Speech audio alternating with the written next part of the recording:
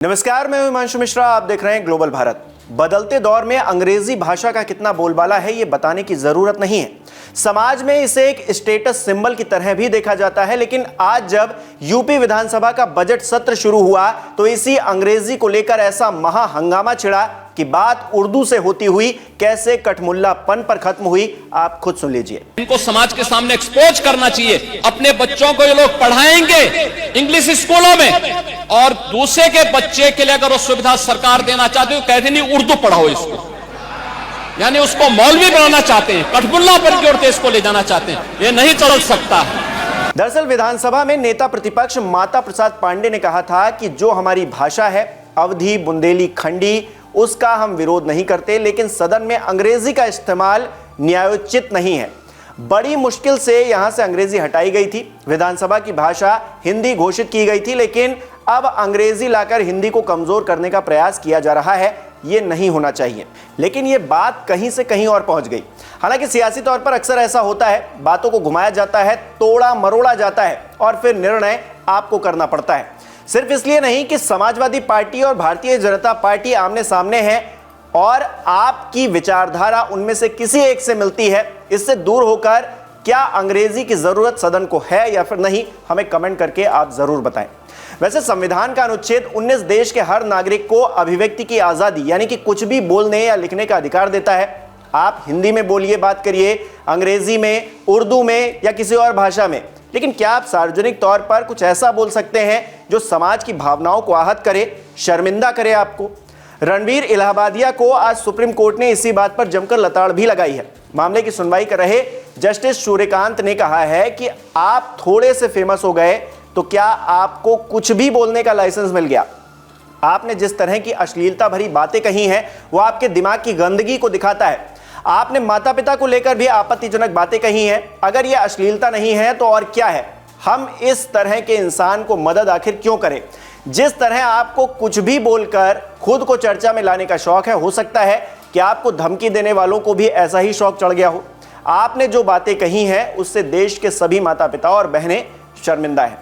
रणबीर इलाहाबादिया का केस हमें दिखाता है कि जिस तरह सोशल मीडिया पर लोग रातों रात स्टार बन जाते हैं, उसी तरह रातों रात जमीन पर भी गिर जाते हैं। इन दिनों कंटेंट के नाम पर जिस तरह की फूहड़ता और अश्लीलता हमें परोसी जा रही है, सुप्रीम कोर्ट की टिप्पणी इस पर एक तमाचा है। लेकिन हमें क्या ही फर्क पड़ता है?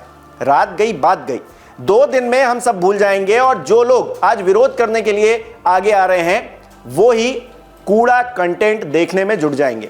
असली सबक तो हम तब लेते जब हम ऐसी अश्लीलता को देखना ही बंद कर देते और ये क्रिएटर्स मजबूर हो जाते हमें अच्छा कंटेंट दिखाने को। खैर, माई लाइफ माई रूल कहने वाली यंग जनरेशन से ये उम्मीद करना थोड़ा मुश्किल है। हालांकि उम्मीद की रोशनी वो लोग भी तलाश रहे हैं जो अव्यवस्थाओं की मार में अपनों को खो चुके हैं। मौनी अमावस्या पर महाकुंभ में मची भगदड़ में कितने लोगों ने जान गंवाई, इसका सच अभी तक बाहर नहीं आ पाया है। सरकारी आंकड़े जस के तस हैं। हर कोई उन मौतों को भुलाकर आगे बढ़ चुका है। घटना के बाद लाखों की भीड़ हर दिन प्रयागराज पहुंच रही है, जिसे देखकर सरकार भी गदगद है। जिन लोगों की जान गई उन्हें न्याय कैसे मिलेगा, कब मिलेगा, इस बात की परवाह शायद किसी को नहीं है, और अगर है भी तो दिखाई नहीं दे रहा है। उधर सियासी विरोधी लगातार सवाल खड़े कर रहे हैं। ममता बनर्जी ने तो महाकुंभ को मृत्यु कुंभ तक बोल दिया है। उन्होंने कहा है कि मैं महाकुंभ और गंगा मां का सम्मान करती हूं, लेकिन कोई योजना नहीं है। अमीरों और वीआईपी लोगों के लिए 1 लाख तक के टेंट उपलब्ध हैं, लेकिन गरीबों के लिए कोई व्यवस्था नहीं है। मेले में भगदड़ की स्थिति आम है, लेकिन उचित प्रबंधन की जरूरत है। महाकुंभ मृत्यु कुंभ में बदल गया है। अखिलेश यादव भी पीछे नहीं है। उन्होंने तो यहां तक कह दिया कि महाकुंभ कोई शब्द ही नहीं है, क्योंकि बीजेपी को महाआयोजन के लिए पैसा निकालना था, पैसे की बर्बादी करनी थी। लोगों को गुमराह किया कि 144 साल बाद कुंभ हो रहा है। भाजपा वाले मनमानी करते हैं, जो वो कहें वहीं करो, बस ये वो चाहते हैं।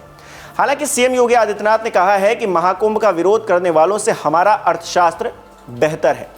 हमारा सवाल यह है कि इस सियासी नूरा कुश्ती से हमारा क्या भला हो रहा है? अखिलेश विपक्ष में है तो घेर रहे हैं, सत्ता में थे तो भी अव्यवस्थाओं ने दर्जनों लोगों की जान ले ली थी। बात 2013 की है। आरोप और पलटवार के खेल में क्या व्यवस्थाएं दुरुस्त हुई हैं? सवाल यह है। पिछले 1 महीने में महाकुंभ में 5 बार आग लग चुकी है। 19 जनवरी को सेक्टर 19 में गीता प्रेस के कैंप में आग लगी। हादसे में 180 कॉटेज जल गए। 30 जनवरी को सेक्टर 22 में आग लगी थी, जिसमें 15 टेंट जल गए। 7 फरवरी को सेक्टर 18 में आग लगी। हादसा शंकराचार्य मार्ग पर हुआ, जिसमें 22 पंडाल जल गए। 15 फरवरी को सेक्टर 18-19 में आग लगी। आधे घंटे में आग पर काबू पा लिया गया।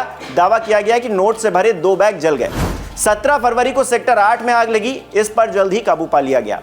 अब इन घटनाओं को साजिश का हिस्सा मान भी ले तो रेलवे स्टेशन पे क्या हो रहा है, यह किसी से क्या छिपा हुआ है?